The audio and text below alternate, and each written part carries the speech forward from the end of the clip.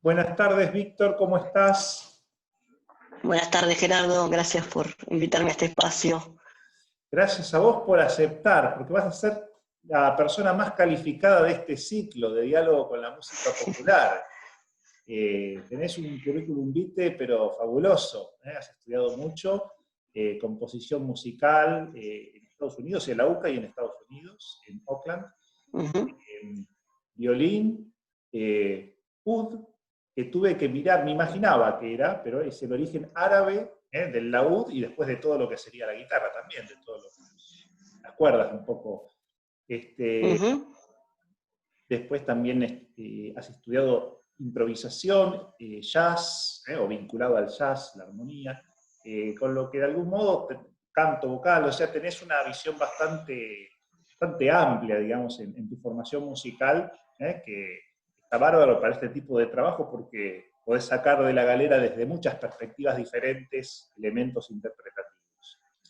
Y sos además seminarista. Ahí ya te estoy Sí. imaginando en la habitación del Seminario de Buenos Aires, estás en En tercer. realidad, eh, estoy en la parroquia ahora en este momento. Estoy en el año que vivo en parroquia, así que, pero estoy cerquita. Estoy acá en el barrio Montecastro.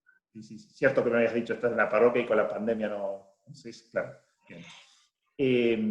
Y vamos a trabajar en torno a una canción de Luis Alberto Spinetta. Es la segunda del ciclo, ya Así habíamos es. trabajado antes Rezo por Vos, pero en este caso Ujú. vamos a conversar en torno a Barro Tal Vez, que es una canción que escribió él muy joven, 15 años, vos me decís un poco menos incluso. O sea que, y además, lo curioso de esto es que tuvo muchas interpretaciones a lo largo de su carrera, incluso en los dos CD, la obra cumbre de Mercedes Sosa, Cantora. O sea, la Sí. canción que ella eligió de Spinetta es justamente Barro Tal Vez. O sea, es una canción que lo acompañó de algún modo en toda su carrera o vocación musical, y eso ya nos dice mucho.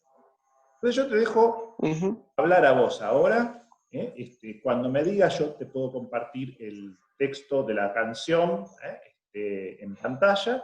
Así que arrancás y después yo voy tomando nota de lo que vos decís y voy a tratar de hacer alguna interacción a partir de tus apreciaciones.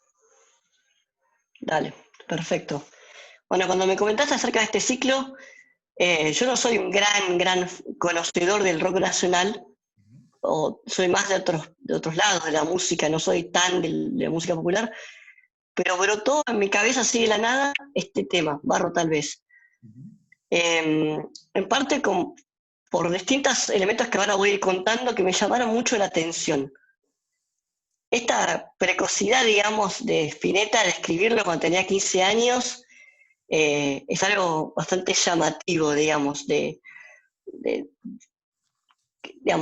que llama la atención la hondura que tiene este hombre para hablar de lo que habla a la edad que tiene. Si me voy un poquito a lo musical, eh, Spinetta en varias entrevistas que uno puede leer por ahí y escuchar, encuentra que él dice que no sabe mucho de música, pero si uno ve un poco a quien toca un poco de guitarra y quien conoce un poco de música, uno ve las progresiones de acordes y cómo elige acordes con distintas tensiones, se llama, con, digamos, dominante 7, con novena aumentada, con las distintas inversiones. El tipo tiene una mirada y un uso de la armonía muy interesante. O sea, habla de que quizás el tipo no tenga un máster en Estados Unidos, pero tiene una intuición tan ya desde chico, tan interesante, tan como colorística. Eh, este buen hombre componía de la guitarra y en varias entrevistas él cuenta que, que él saca, la poesía surge de esa melódica que él tiene, de esa forma melódica de componer. Y se ve un poco, bueno, como dije recién, los acordes que elige que son muy de la guitarra. Cualquiera que haya tenido un poco de guitarra eh, o que conozca un poco folclore, que no es mi fuerte, pero un poco conozco, se da cuenta que mezcla una cosa así con ese aire de samba, que no deja de ser rock. Entonces se fusiona ahí algo que lo hace de una manera tan natural, tan propia de él, que me parece súper interesante. Por otro lado, algo que nos llama la atención a todos los que alguna vez hemos escuchado de Spinetta es esa melódica, se llama, esa manera de componer melódicamente que es como muy única. No sé, pienso en artistas que a mí me encantan, como Björk, que son dueños de una manera de escribir melodías que son como muy auténticas, muy propias, como uno escucha 2, 3 segundos de la línea, aunque no sea él cantando. Si esto es Spinetta, uno escucha 2 o 3 canciones, 2 o 3 acordes también, y si esto es Spinetta. Y me llama la atención porque yo cuando llegué a esta canción, no por la versión original de Spinetta, después escuché la de Mercedes Sosa, sino por esta chica que está ahí en el Word, que se llama Candela Guaso, que es contrabajista y cantante, que participó dentro de un ciclo de canciones de rock nacional, creo que en Salta, en un teatro de Salta. Y me impresionó, y también cuando escuché 2 o 3 compases, como quien dice, ya uno identificaba que eso era de Spinetta. Yendo un poco más a la poesía, ¿y por qué me llamó la atención esta canción para hacer un diálogo a partir de la fe, ¿no? Y de un poco de la teología? Porque Spinetta no habla de quizás una experiencia directa de Dios, o no habla de, no sé, una relación amorosa, no habla, sino que habla de aquello que sí puedo dar testimonio como compositor, que es mi fuerte como músico, que es la experiencia que uno tiene de Dios al encontrarse en el momento, en el momento creativo. En el momento de la creación, cualquier intérprete y compositor, cualquier creador, reconoce que hay algo más grande que uno. Y mira que esto lo he hablado con un montón de artistas de distintos lados, y no todos creyentes, pero veo una cosa común en mí y en otros, en reconocer que hay algo más grande que uno. Esa experiencia de Dios, que podría ser como análoga con la experiencia que un creyente puede tener, una experiencia de conversión, una experiencia, tiene como característica algo medio indescriptible, o a la vez pensaba cuando reflexionaba un poco para este ciclo, ¿no? Uno podría hablar durante años y uno podría seguir recibiendo ese Dios que se dona en expresar o seguir hablando, dando testimonio de esa experiencia de conversión que se va como actualizando. Bueno, de alguna manera me encantó encarar desde esta perspectiva esta canción de Spinetta, porque habla análogamente de esa experiencia de Dios en el arte, de esa necesidad de crear, pero no es una necesidad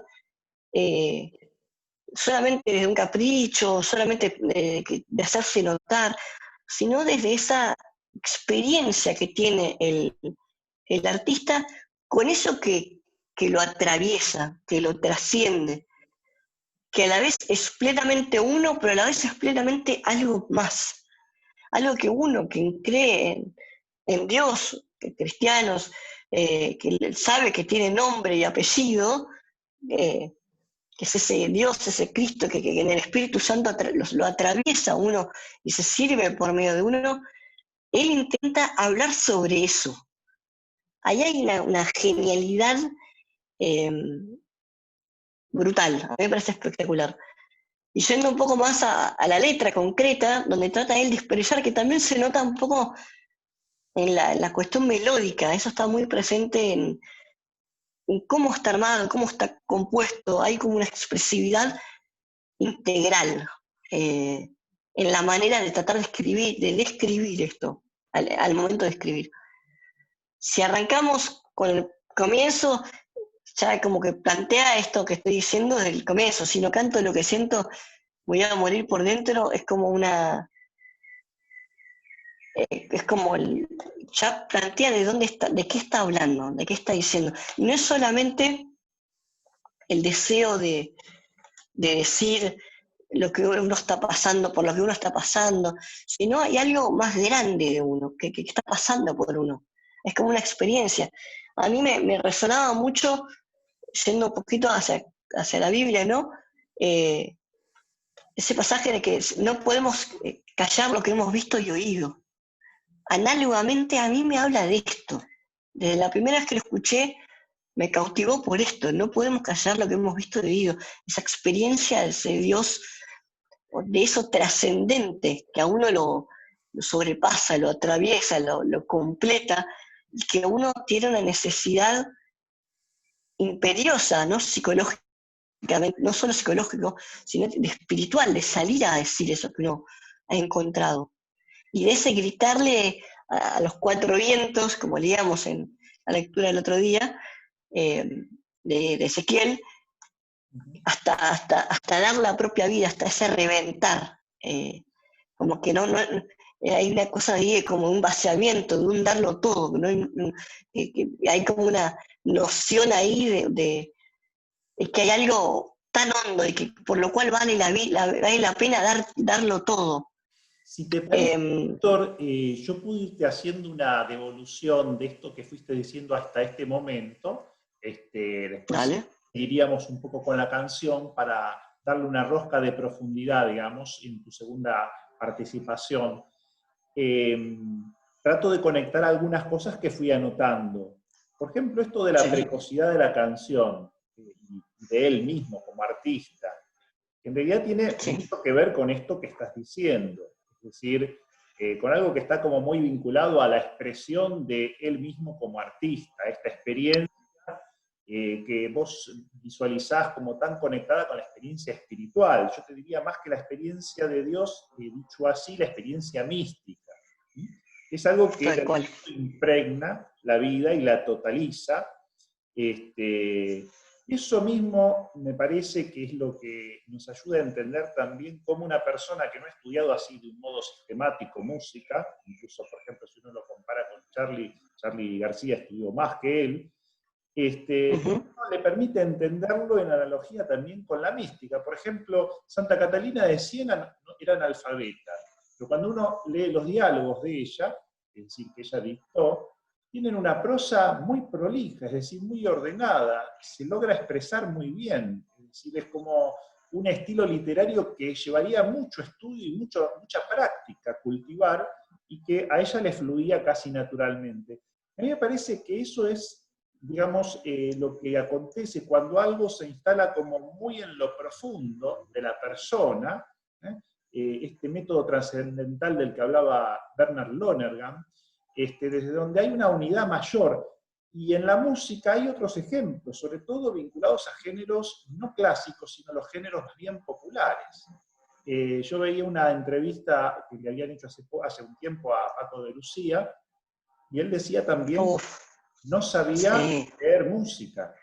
Y podría hablar de otros géneros, o no podría expresarse en otros géneros más que en el flamenco. Y sin embargo, incluso trabajando o él tocando con orquestas, iba logrando intuir cómo adecuarse con un método propio que después tiene como su originalidad. Y uno eso también lo podría ver, por ejemplo, en alguien que sí estudió algo como Atahualpa Yupanqui, pero que fue sacando también como su estilo propio de expresividad para la guitarra. Eso me contrastaba, por ejemplo, cuando veía otro video de Orenboim,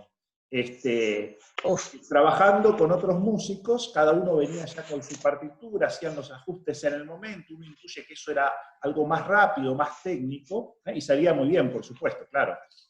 Pero me da la impresión que lo mismo que dice Spinetta, es decir, por ejemplo, con los músicos en los diferentes grupos que fue creando, las diferentes bandas que fue creando, desde Almendra, Pescado Rabioso, Invisible, Spinetta Jade, tocaba mucho tiempo para ir logrando lo que él llamaba una cierta solidez, ¿no?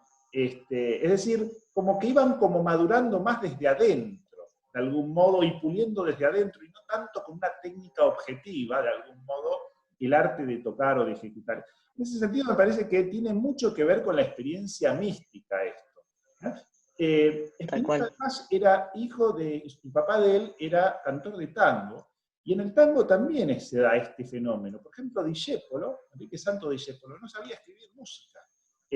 Cuando él tenía alguna melodía o un tango que lo iba como gestando, siempre tenía alguien que se lo ponía por escrito. O sea, que de algún modo acá estamos en el ámbito de esta improvisación, ¿no es cierto?, en donde después la misma persona, el artista, se convierte en una especie de esponja, es decir, todo lo que le sirve lo incorpora. Y esto es muy propio también de la experiencia mística. El místico hace exactamente eso, es decir, todo le sirve para expresar una experiencia inefable que si le tiene que poner palabra no logra ponerle palabra. Y acá hay otro elemento que vincularía lo que vos dijiste. Por supuesto, esto da cuenta del estilo propio. Es decir, una persona con este tipo de experiencia no puede no tener estilo. Es decir, porque es él, es la manifestación, su música es la manifestación de su propio ser, de quién es él. Me llama la atención que entre las muchas versiones de esta canción, vos elegías, pero me explicaste un poco el motivo, conocías a Candela Guaso. Es un estilo en donde en el video se ven a dos personas, con el otro muchacho Paulo, debe ser seguramente, y me llamó la atención un estilo un poco como más sensual que otras interpretaciones. En este sentido, de algún modo, acá vincularía este tercer aspecto, es decir, la creación artística, la mística y el amor humano tienen algo en común bajo esto que es la donación, la entrega, es decir, es como totalizante. Hay otras interpretaciones que son como mucho más sencillas, más despojadas, de Flaco Spinetta, con poco andamiaje, adrede tal vez. Yo tengo mi teoría sobre esto, pero voy a esperar a que vos hables un poquito más sobre la canción.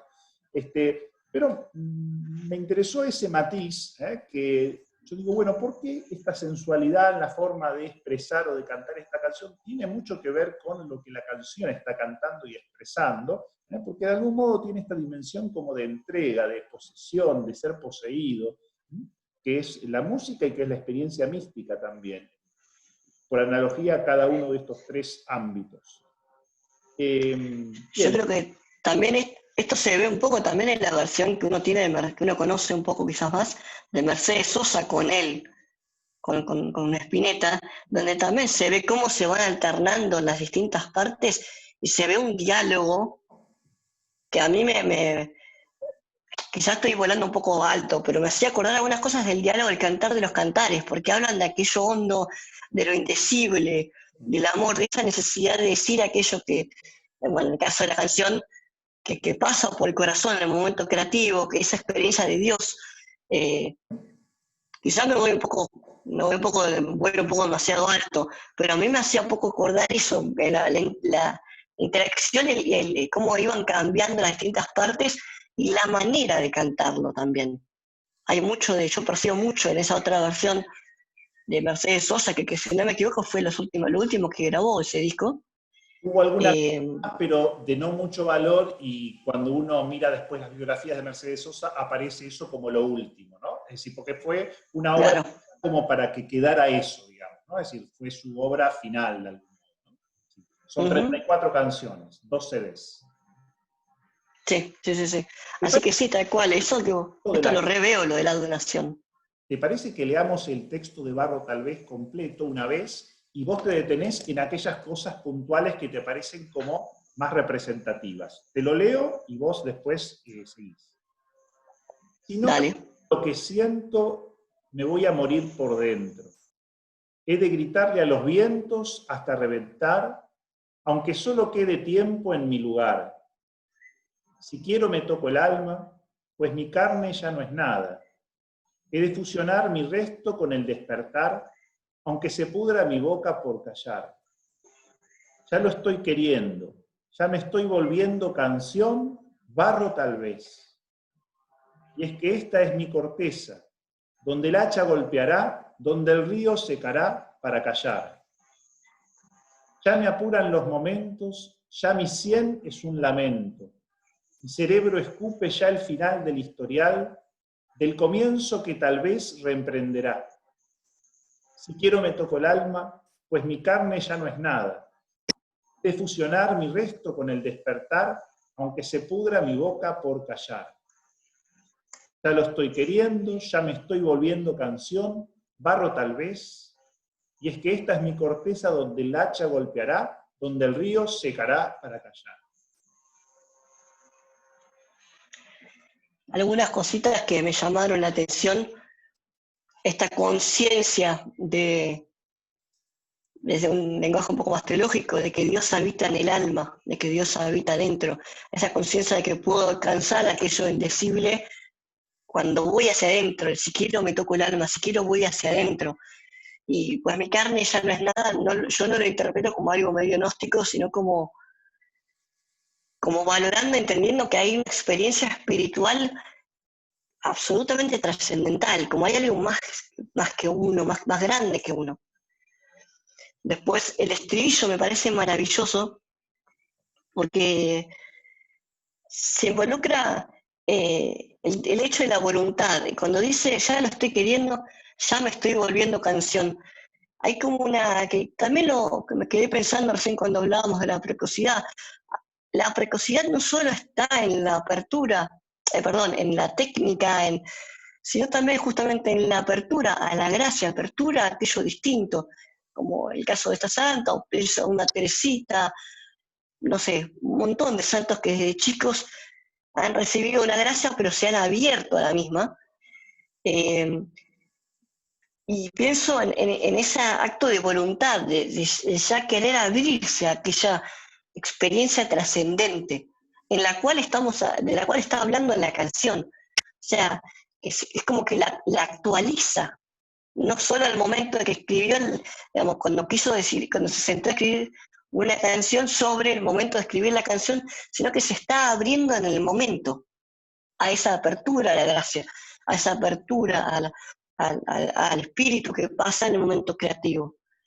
Y ese ya me estoy volviendo canción, eh, a mí me suena justamente con otro aspecto de esta adoración la cual vos hablabas recién, porque en el arte, en el momento creativo, hay una adoración, hay un desnudarse, hay un entregar lo más propio de uno, que justamente eso es lo que le da validez, lo que el tiempo, yendo un poco a la música clásica, por ejemplo, los grandes compositores, frente a los que quedaron digamos que bajo la sombra, en parte no solo por el talento desmesurable, impresionante que tenía Mozart, sino por ese entregarlo todo.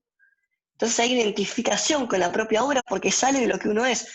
Es esa categoría de la encarnación, o sea, el espíritu que se sirve en uno, en el momento creativo, para hablar de aquello indecible, de aquello que es en el fondo Dios, pero que se sirve de la propia historia, de la propia psicología, de todo lo que uno va mamando. En este caso yo veo mucho, se ve mucho Baudelaire, se ve mucho poeta que el tipo tiene que haber leído, además de que vi algunas entrevistas y él habla de algunos poetas. Se ve mucho aquello que él mamó en esa poesía, se ve el folclore en ese aire el samba. Y de repente introduce ese barro tal vez que no había aparecido en ningún momento, no hay una referencia poética con la tierra, con el barro, quizás con un poco después, cuando habla de donde el hacha golpeará, del río, ahí sí, pero antes no había hablado de eso. Y no al momento de preparar esta charla, sino la primera vez que lo escuché, me llamó la atención. No solo porque musicalmente es como que se suspende viene por un lado el estribillo melódicamente y queda ahí como el barro tal vez y queda suspendido y retoma con una melodía que ya había usado, es la misma que usa en He de gritarle a los vientos hasta reventar, una melodía ascendente, solamente ascendente, porque el resto es ascendente y descendente, como que es bastante equilibrada. Y hay como un corte, ¿no? Y a mí me sonaba un poco, me hacía volver a esta experiencia, de vuelta a la encarnación, a esta categoría de encarnación de nuestra realidad humana, ¿no? De nuestra fragilidad, de ese no hago el bien que quiero y hago el mal que no quiero de San Pablo. Y a la vez directamente relacionable con este Dios que crea al hombre a partir del barro, o con la liturgia del miércoles santo, que recuerda que tierra eres, polvo eres y polvo volverás, o algo así. Bueno, esa noción de digamos, la fragilidad y esa eh, manera que nosotros como cristianos entendemos que es ese espíritu, esa inmensidad de Dios contenida en vasijas de barro. Te digo lo que me Tiene para mí un poco de sí, esto sí. que fuiste diciendo y después ya haces el cierre vos y ya terminamos. Esto que fuiste comentando, sobre todo en torno a la imagen esta del barro, y a la primera frase, sobre todo de la canción, expresan un poco la idea de transfiguración, es decir, si quiero me toco el alma, mi carne ya no es nada. Es decir, es como que de algún modo toda la humanidad del artista o del místico se convierte en instrumento o en mediación para la manifestación de algo más profundo y trascendente, que se lleva adentro, y que la persona muere si no lo expresa. Es decir, necesita una y otra vez expresar o buscar el modo de expresión de aquello que de algún modo lo posee. Y en ese sentido yo vinculo esto de la que vos haces notar, ¿no es cierto?, de la musicalidad ascendente y descendente. Es decir, ahí se produce la mediación, ¿no? Es una forma de expresar el adentro y el afuera, o el arriba y abajo, de algún modo, ¿no es cierto? El ámbito sagrado y el ámbito de lo profano, para decirlo en términos así como más estrictamente religiosos.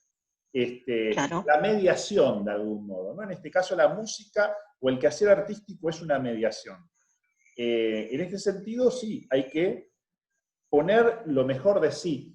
Y es interesante que vos, cuando me hacías llegar el video, el audio, me hacías ver que justo cuando él habla del barro, tal vez, había llegado como a la cumbre, ¿no?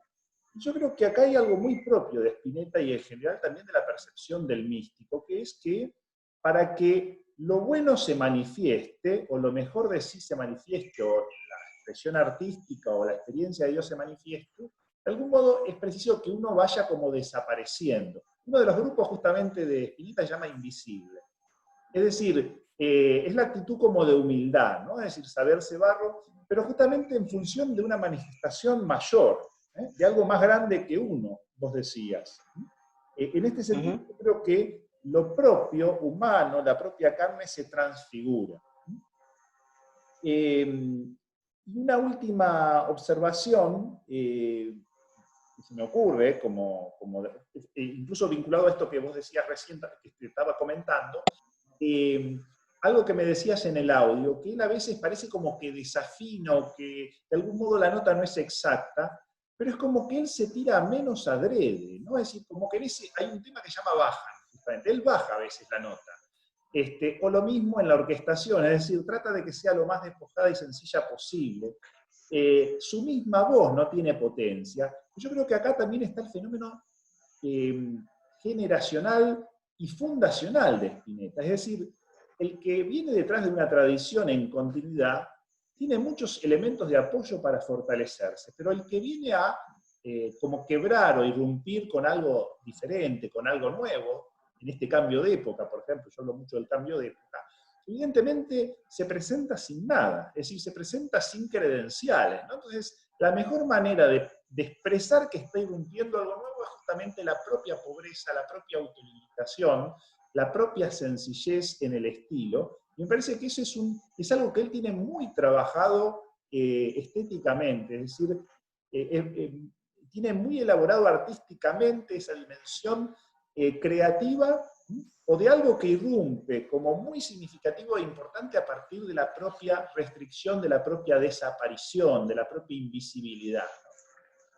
Y lo último que te quería decir sobre esto es que vos hablás de que él tiene muchas lecturas poéticas, artísticas. Yo insisto en que no me lo imagino a Spinetta como un estudioso sistemático, sino más bien como alguien que absorbe un montón de elementos, que vive en el ámbito artístico, incluso de los músicos y de los grupos con los que trabajó, que todo le sirve. Cuando uno lo escucha a él hablar, ve que toma imágenes de diferentes espacios, de diferentes cosas, y las va como conjugando en una poética propia. Esto era muy propio también de Discépolo. Si uno mira a Cambalache pasa lo mismo. Él nombra un montón de figuras de la historia, de la farándula del momento, ¿no es cierto? Un boxeador, los mezcla todos, de algún modo, pero se ve que tuvieron como diferente procedencia. Tiene como una especie de antena para percibir cómo le van a servir las cosas que él percibe en su entorno artísticamente. Y eso es muy propio del imaginario psicológico de las personas. Es decir, así como hacemos en los sueños. Los sueños hacen eso, es decir, Claro. le dan un significado a los símbolos diurnos para expresar cosas más profundas y trascendentes, con un lenguaje propio. El poeta es consciente de esto y toma todo lo que lo rodea, de algún modo, en función de la expresión de lo que considera como significativo y trascendente. Esto es lo que se me ocurre decir como devolución a lo que dijiste. Entonces ahora te dejo como que cierres un poco este diálogo para que tampoco se estire tanto. Uy, mirá, yo creo que se podría hablar muchísimo acerca de esta piecita, acerca de él, justamente estoy totalmente de acuerdo con esto que decís, de cómo él conjuga todas aquellas lecturas. Yo no lo había pensado como algo sistemático, sino como aquel que tiene sed.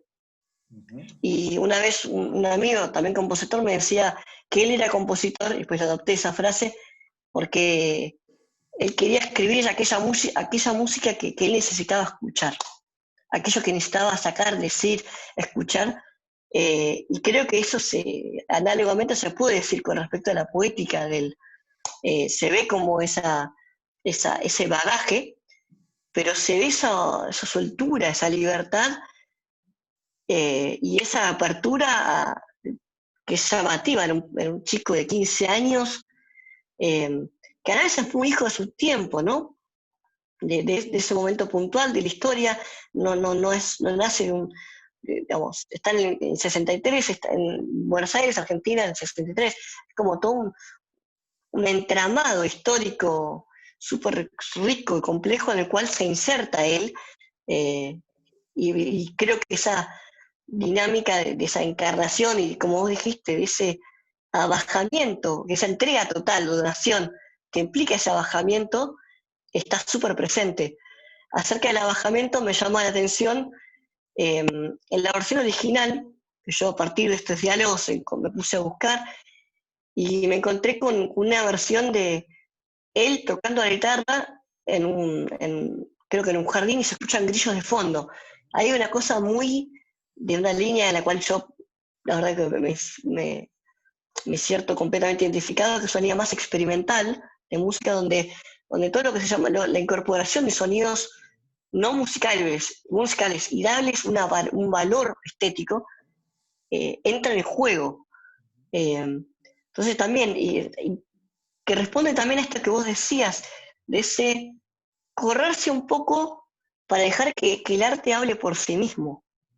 Algunas de las cosas que me han empujado hacia, desde algo un poquito apenas más personal, hacia las líneas más experimentales, es ese rechazo que a veces tiene la música clásica contemporánea, que tener que leer un manual así para entender algo, cuando estamos hablando un lenguaje de un alma a otra, en la cual habita Dios. Y creo que esto es algo que se ve muy, muy patente en esta canción, que es esa apertura, esa presencia de la apertura a Dios, esa experiencia trascendente de un Dios que pasa por uno y que lo lleva a uno a esa experiencia de debilidad, de reconocer la propia humanidad que Cristo elige, digamos. Cristo, Dios se hace hombre. Hay todo un misterio pascual, que no sé cuán consciente será él en el momento de escribirlo, pero también me animo a decir que hay una reflexión y hay así como vos, sin llevarlo al plano del místico, pero hay una analogía, hay como un gustar de esa experiencia. No es solamente una cosa naif. El tipo era consciente, o sea, gusta de esa experiencia, sabe que lo trasciende y la quiere, la busca, ya lo estoy queriendo, elige volverse a involucrar y volver a hacer canción y volver a entrar en la noción, a la experiencia de ser barro. Te agradezco mucho, Víctor, este diálogo, la reflexión, que fuimos como armando un poco juntos, pero bueno, con toda esta formación que vos tenés y que te permite detectar muchos elementos que le dan como apoyatura a la reflexión más así, sino teórica o especulativa, es decir, como con observaciones como más precisas y concretas en la pieza musical. Te agradezco mucho entonces este diálogo. Y Bueno, bueno, muchas gracias a vos por invitarme. éxitos también en este desafío de vincular música, pastoral, teología, sobre todo en este tiempo de formación teológica que tenés en estos años de seminario. Te agradezco mucho y entonces será hasta la próxima ocasión. Muchas gracias, Belén. Hasta luego. Gerardo.